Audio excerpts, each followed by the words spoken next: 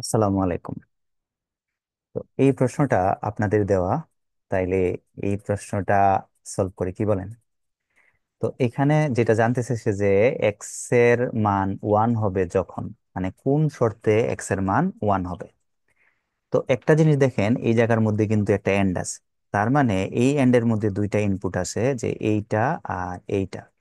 তাহলে এই যে দুইটা ইনপুট এখানে আছে, তাহলে এই দুই ইনপুটের মানে কি হইতে হইব? ওয়ান হইতে হইব। তখনই কিন্তু এটা ইয়ে হবে।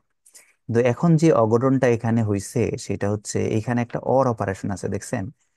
তাইলে এই এটার উপরে আবার কি দেওয়া আছে? এটার উপরে আবার কিন্তু আহ বার দেওয়া আছে। তার মানে এই ভিতরেরটার রেজাল্ট হতে হবে জিরো। তাহলে আমরা জানি কি, ওর এর যে রেজাল্ট সেই জিরো কিভাবে হয়?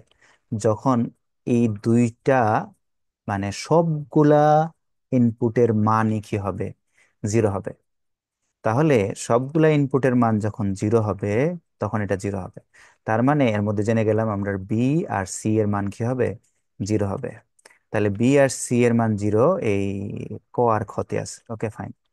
তাহলে এখন কথা হচ্ছে, আমরা কনফার্ম হয়ে গেলাম। এখন দেখি, এই পাঁচটা বি আর সি এর মান যখন জিরো হয়ে যাবে, তখন এই এইটার মানের উপরে সবকিছু নির্ভর করে। তার মানে এটার মান ওয়ান হতে হবে।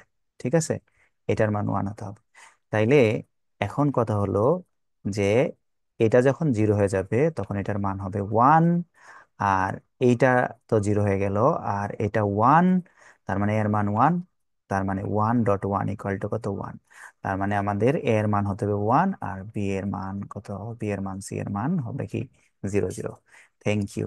মানে বোঝা গেছে। সময় বেশি